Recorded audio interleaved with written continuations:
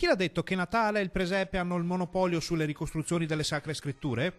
Il nostro telespettatore Francesco Bonvissuto ha ricreato la vita di Gesù in 28 diorami che sono esposti nella cappella della cripta del Duomo di Monselice, dall'Annunciazione alla Pentecoste, passando per la passione e la morte di nostro Signore e per tutti i momenti salienti contenuti nei Vangeli. Il percorso storico e religioso ricreato da Francesco non può certo lasciare indifferenti.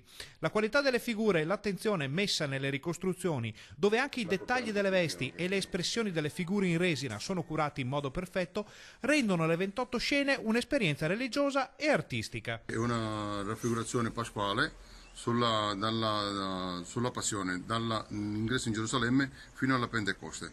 Infatti dalla Pentecoste noi saremo qua, siamo già dal 14 di aprile fino al 9 giugno saremo qua. Bonvissuto ha pensato anche agli ipovedenti con un catalogo in braille e la possibilità di toccare direttamente le figure nei diorammi. Noi abbiamo messo un vetro davanti alle scene volutamente per i non vedenti, dove abbiamo fatto anche delle scritte in braille e anche un libro in braille che ce l'ha fatto su un mio amico Alfonso Fusco, dove i non vedenti gli diamo il libro in mano e hanno la possibilità di poter toccare le statue. Grande attenzione anche per chi ha problemi di deambulazione e per i bambini, cui è dedicata in particolar modo la carrellata di scene dei Vangeli. Volutamente l'ho tenuto un po' più basse per un discorso, diciamo, per le persone diversamente abili, che magari in carrozzina non riescono magari, diciamo, a poterla vedere in altezza, diciamo, ho abbassato di 20-30 cm per loro. Il Ponte di Pasqua può essere una gran bella occasione per andare a visitare i diorami di Francesco,